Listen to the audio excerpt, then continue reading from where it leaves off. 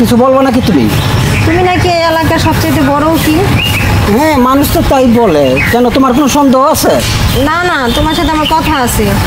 আচ্ছা চলো ওইখানে একটু যাই বসি আমরা। ওখানে বসে বলবা? হ্যাঁ আচ্ছা চলো চলো। আচ্ছা আসো।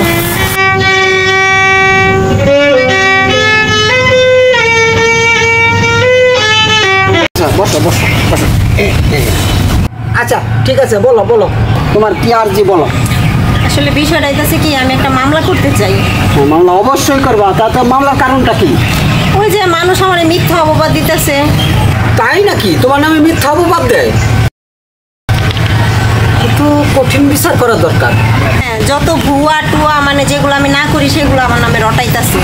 আচ্ছা, তোমার নাম ঠিকানা বলো, আমি এন্ট্রি করতেছি। বলো নাম ঠিকানা। তোমার নাম? হ্যাঁ লেখো রাসেল ভাইপার। Russell viper? আর রাসেল ভাইপার তো একটা সাপের নাম।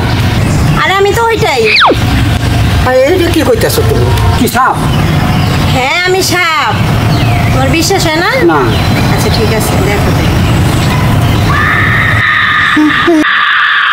দুইটা সাপ। Russell viper. আরে উকিল গেল কই? উকিলে তো আমার লাগবই, আমি তো মামলা দিমুই দিমু।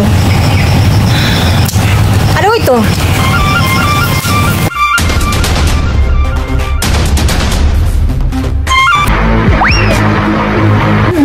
তুমি আমার কামড় দিও না। তুমি ভয় পাইও না, আমি তোমার কোনো ক্ষতি করবো না। অনার্থক শুধু শুধু কি মিথ্যা অপবাদ দিতেছে।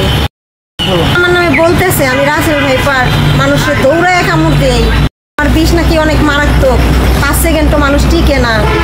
কেন এগুলো বলতেছে আমার নামে বলো?